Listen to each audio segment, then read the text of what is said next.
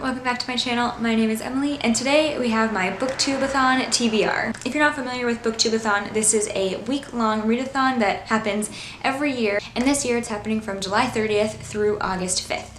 This is my first time ever participating. I wasn't going to, but then I was watching everyone else's TBR videos and I was feeling a little bit of FOMO, so I decided to jump on the bandwagon. I don't know if I'll actually be able to complete all 7 challenges in a week. That is a lot of reading. However, I did pick some shorter books, some ones that I think I can move quickly through, so I'm hopeful that maybe it will happen. This TBR also overlaps a bit with my August TBR, and I will be doing the NEWT's Magical Readathon, so I will be posting that TBR video on Saturday. But anyway, without any further ado, let's go into all the books that I hope to read during Booktube-a-thon. Okay, so challenge number 1 is to read a book decided by a coin toss. So for my 2 options, I have 2 Adam Silvera books. One is History Is All You Left Me, and the other is More Happy Than Not. Alright, so More Happy Than Not is going to be heads, and History Is All You Left Me will be tails. Tails!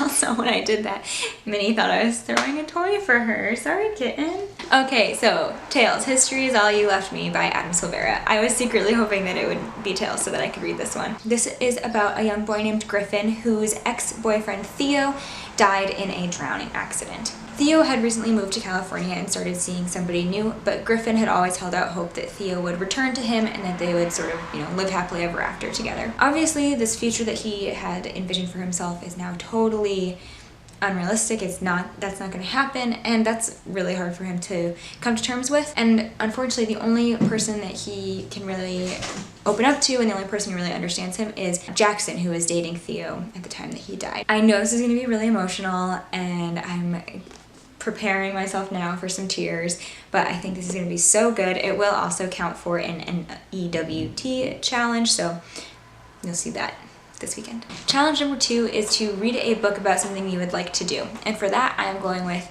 Spinning by Tilly Walden. This is a graphic novel about a young girl who is a figure skater and who spends basically all of her waking moments practicing and competing, and she's incredibly talented, but she does not enjoy it. I don't know that much about it, but I'm really excited. The artwork is beautiful. I love that it's all just like purple with some hints of yellow occasionally. I think that's really stunning and super pleasing to the eye.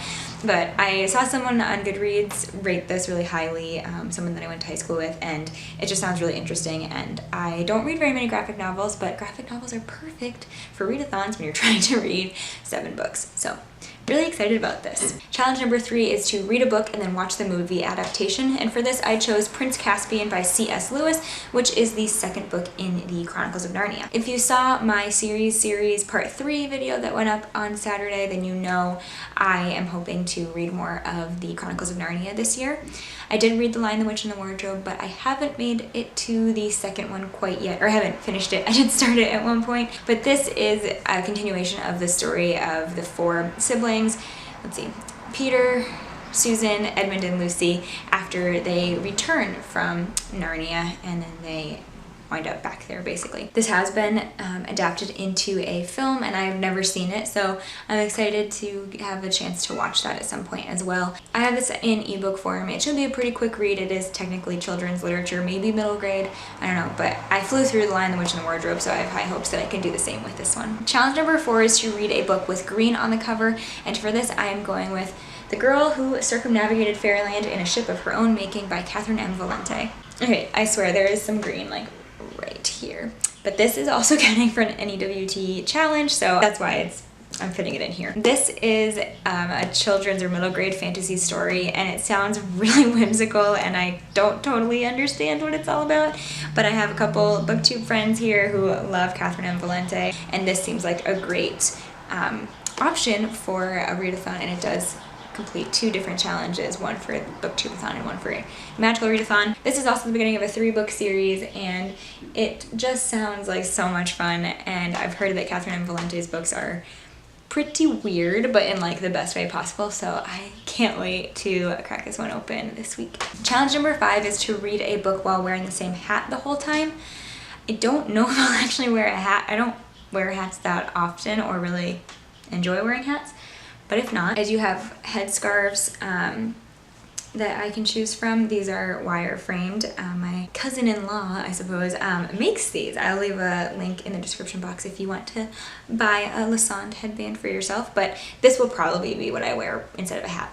And for this one, I am reading Oracle by Kate Marvin, and this is a collection of poems. I almost never read poetry. I have never gotten super into it, but I was sent this one by a friend, and I want to try out poems. And again, it's very short, really quick to read through, I'm hoping.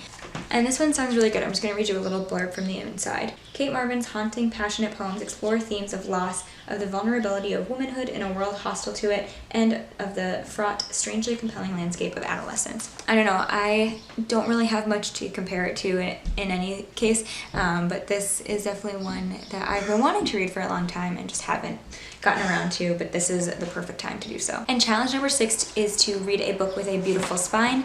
And for this one, I'm a little nervous. I chose Unaccustomed to Earth by Yunpo Lahiri, who is one of my favorite authors, and this is an absolutely gorgeous book and does have a gorgeous spine. This is a collection of short stories, and I've already read at least one, if not more than one, before, and I really liked it. It was just not quite what I was looking for at the time that I had picked it up. I figure I can at least read a couple of the short stories, and if I don't quite finish all, however many of them, I won't feel quite as bad. There are 8 short stories in this collection, and like I said, Yunpo Lahiri is one of my favorite authors. I read her book The Namesake, that's a full-length novel, and then Interpreter of Maladies is another short story collection that she wrote that actually won the Pulitzer Prize, and it is absolutely stunning, so beautiful, highly recommend. So I'm looking forward to this. I'm just a little intimidated because it is kind of long for a readathon, but hopefully I can make it through at least half of the short stories, if not all of them.